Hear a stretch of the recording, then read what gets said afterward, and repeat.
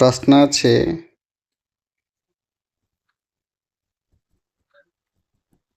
A boy sold his old textbook for ₹64 at a loss of 20%. What are the cost price of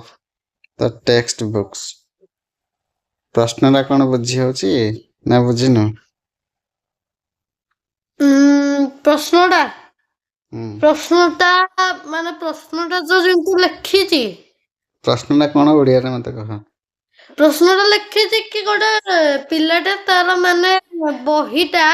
64 ଟଙ୍କା ତାକୁ ବିକିଦେଲା ତାର ମାନେ 20% loss ହେଲା ତାହେଲେ ସେ ବହିର କଷ୍ଟ ପ୍ରାଇସ୍ କେତେ ମୁଁ ମାନେ ए जो 64 रुपीस टा एटा एटा कौन एक्चुअली सेलिंग प्राइस ना cost price selling price so मो टिके सुनतु आपण जेंति कहले जो हमर सो टिके सुनतु आपण जेंति कहले माने गोटे जिंसर माने येटे माने केते परसेंटेज तार कोन हबो तको बाहर करे पे ताकू 100% ये करा हबो आपण हे कहै छथि मु सबुतिक नंबर ताकू माने 100% ये करली को भी नंबर होतला माने मु बी रु स्टार्ट करके डी जाके कर सालेनी को भी नंबर होनी मते लागला ताहाले 78.80 हबो ताहाले मु ठीक मारतली हो देखो 64 टा होची सेलिंग प्राइस आठी लॉस ए जो 8 होची 20% टा हां सॉरी 20% टा माने एटा हला एटा होची लॉस परसेंटेज एटा है सेलिंग प्राइस एटा है लॉस परसेंटेज बुझियला हां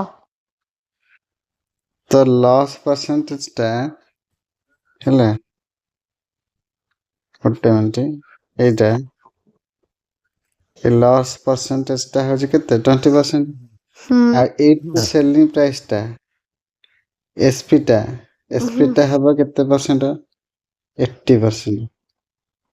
काहे 80% हबो सेगी कॉस्ट पर 100% जदी किनथिबो हां तले 80% बिकिले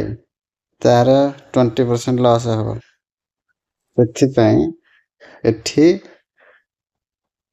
एटा एसपी टा होची 80% बुझिले ताले 100% टा केते 80% होची केते 80% केते 80% होची हमर 64 1% केते 64 बाय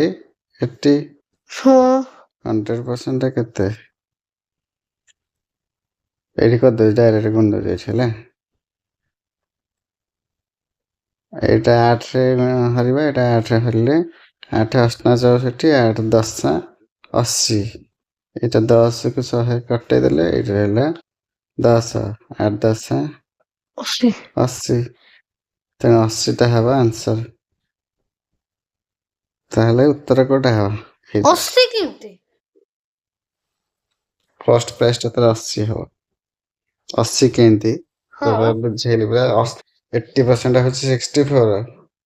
हां ताले 100% केते ता कॉस्ट प्राइस ता है 100% जेहेतु लॉस है ठीक अछि मते